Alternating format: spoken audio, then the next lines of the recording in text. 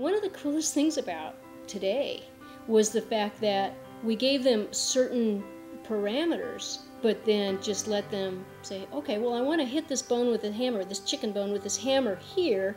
Okay, then try that, and then you try that, and you try that, and then just compare them. And just be curious about it. Just go crazy with it. Do whatever you want to do with these chicken bones. This is science, and science is supposed to be fun.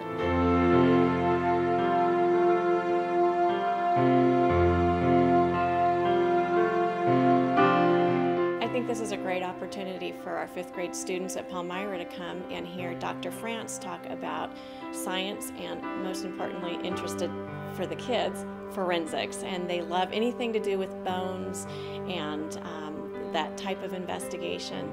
We enjoy our kids being involved in hands-on inquiry-based science, and so as we walked around the tables and heard the children talking about their investigation with the chicken bones, it was great to hear questions being asked by the students and delving deeper into the science of forensics. So hopefully they'll take it back. I'm sure they will be sharing it with their family this evening.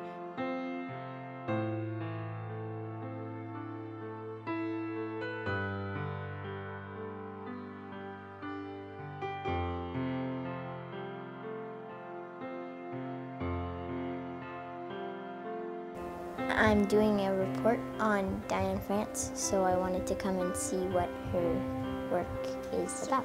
There was so much energy in that room, and it was just all productive energy. It was curiosity run amok, and it was wonderful. It was great.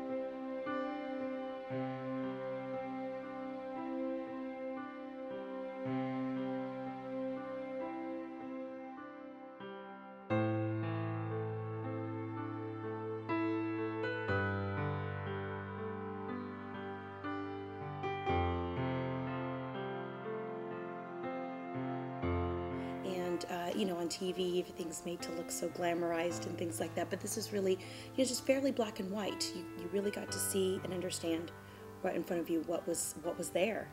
So I really enjoyed it. When you put very light pressure on a bone for a very long time, constantly, it can change shape. We learned how to dissect chicken bones. We had to really dig in with our fingers and then take apart chicken. Then we had to cut inside, and then when you were done, you had to break it on the table. Digging up the remains of ancient pharaohs, or trying to figure out what the Iceman in Italy died of. So historically, this is probably something that's been fascinating everybody for a long time, and I just loved our speaker because she kept that spark going the whole lecture. But it was fascinating to me to hear the lecture this morning and to see how mammals, well, primates, if you will, have very similar bone structures. And I was reminded recently, we were in Hawaii and they had a skeleton of a whale. And the whale fin has what looks like 5 fingers in it. And I never thought of the similarity between the different mammals. But here we saw a chicken and we saw a kangaroo. And the bone structure, in fact, is quite similar.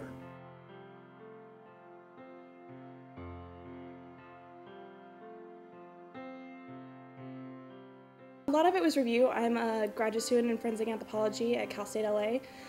So it's stuff that we've been having presented in classwork, but it was nice to see it presented to the general public in a way they can understand. I definitely got pointers on how I'm going to do my own presentations. It went very smoothly. It was nice to see the whole story brought through and to draw the audience in, so I thought it went really well. Right. Probably looking at the skulls on the table in the auditorium. And why was that fun? Because you could tell if you got shot in the head, if you survived, it was rounded, and if you didn't, it was striped. Coming to this university and feeling like we're in college, because we were sitting in the auditorium asking questions. I got to meet Diane France, and that was very cool. And it was cool to see her in person and hear her talk about boats.